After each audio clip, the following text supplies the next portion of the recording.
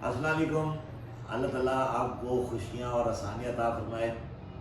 آج میں جس مراقبے کے اوپر گفتگو کرنا چاہوں گا وہ اپنے اندر بہت زیادہ وسعت رکھتے ہیں اور سالک کو غیب کی دنیا کے اندر بہت جلدی کامیابی عطا کرتے ہیں۔ اس کو مراقبہ صبغت اللہ بھی کہتے ہیں، مراقبہ زمان بھی کہتے ہیں، مراقبہ فنا بھی کہتے ہیں، مراقبہ حسین بھی کہتے ہیں، اس کو سورہ اخلاص کا بھی مراقبہ کہتے ہیں۔ اس کے مختلف نام ہیں لیکن تمام اس کے جو نتائج ہیں وہ سالک کے لیے بالکل ایک جیسے ہیں۔ مثال کے طور پہ ہم کہتے ہیں مراقبہ صبغت اللہ، تو صبغت اللہ میں ہم جس دنیا کی بات کرتے ہیں وہاں پہ حواس ہمارے سارے رنگ کو دیکھتے ہیں۔ جو مادی دنیا ہم جب اس کو دیکھتے ہیں تو ہمیں سارے رنگ نظر آتے ہیں، جس کو کل رنگ کہتے ہیں یا سب رنگ کہتے ہیں۔ اگر ہم آنکھیں بند کر لیں تو ہمارے سامنے ایک رنگ آ جاتا ہے جس کو ہم تاریکی کہتے ہیں۔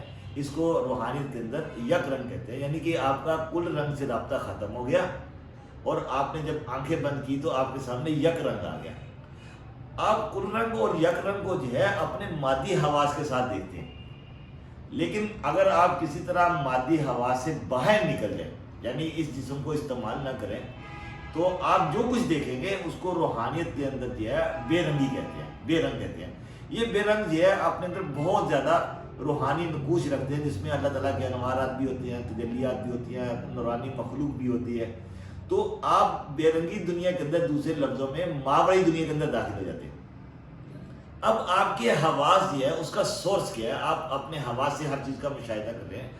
اگر آپ اپنے حواس کا جب سورس تلاش کرتے ہیں تو آپ کا ذہن اللہ تعالیٰ کی ذات کی طرف جاتا ہے۔ تو جب آپ اللہ تعالیٰ کی ذات کا مشاہدہ کرتے ہیں تو روحانیت کے اندر اس رنگ کو صبغت اللہ یا ورائے برنگ کہتے ہیں۔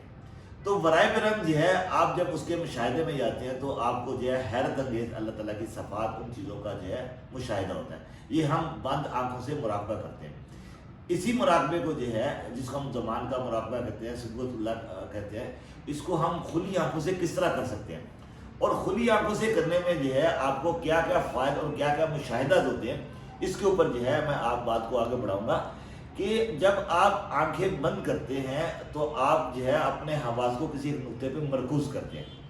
تو اسی طرح کھلی آنکھوں میں بھی آپ نے اسی مشق کے ذریعے اپنے کسی ایک جگہ پہ مرکوز کرنے، اس کا طریقہ بہت آسان ہے کہ آپ نے یہ کرنا ہے کہ آپ نے چت لیٹ جانا ہے اور آپ کی نظر آسمان کی طرف ہو۔ تو آسمان کی طرف دیکھتے ہوئے آپ کی نگاہ وہ آسمانی رنگ اس سے جا کے ٹکرائے گی، جس کو ہم حد نگاہ کہتے ہیں۔ آپ کی نگاہ اور حد نگاہ کے درمیان جو خلا فاصلہ آپ کی نظر اس کے اوپر مرکوز ہونی چاہیے، یعنی خلا کے اوپر فاصلے کے اوپر تو خلا فاصلہ جس کو ہم زمان کہتے ہیں، دوسرے لفظوں میں اب آپ کھلی آنکھوں سے زمان کا مراقبہ کریں گے۔ تو جب آپ کھلی آنکھوں کے ساتھ زمان کا مراقبہ کرتے ہیں، یعنی کہ آپ کی نظر وہ خلا کے اندر یا فضا کے اندر ہوتی ہے، نہ تو آپ کی نظر آسمان کو دیکھتی ہے نہ ہی زمین کی کسی چیز کو دیکھتی ہے، یعنی کہ آسمان اور زمین کے درمیان جو خلا یا فاصلہ آپ نے اپنی نگاہ اس کے اوپر مرکوز کر دینی ہے۔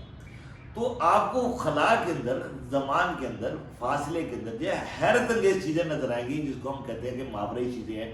ایسے ایسے اجسام نظر آئیں گے جس کو ہم کھلی آنکھوں سے مادی دنیا کے اندر نہیں دیکھ سکتے۔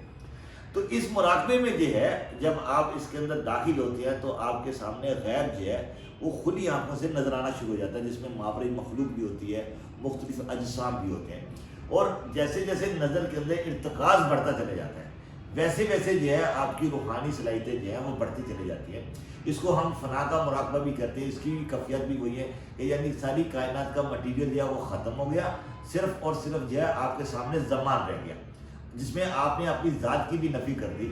تو مراقبہ نفی میں یا مراقبہ فنا میں آپ کی وہی کیفیات ہوں گی جو آپ مراقبہ زمان کے اندر یا مراقبہ صبغت اللہ کے اندر دیکھتے ہیں۔ اس کو سورہ اخلاص کا مراقبہ بھی کہتے ہیں، صفت سمجیت کا مراقبہ بھی کہتے ہیں، کہ یعنی کہ ہر چیز فنا ہو گئی، اللہ تعالیٰ کی ذات باقی رہ گئی۔ اللہ تعالیٰ کی ذات باقی جب کہتے رہ گئی تو ہمارے سامنے صرف زمان ہی رہتا ہے۔ زمان اللہ تعالیٰ کی ذات، اللہ تعالیٰ فرمایا لا تفسد الدہر ان الدہر واللہ، زمانہ وہ اللہ ہی ہے اور زمانے کو آپ برا نہ کہیں۔ یعنی کہ جب آپ کی نظر زمان کے اوپر مرکوز ہوتی ہے، خلا کے اوپر یا فاصلے کے اوپر، تو آپ کے اندر صفت سمجیت یا اس کا عکس وہ منتقل ہونا شروع ہو جاتا ہے۔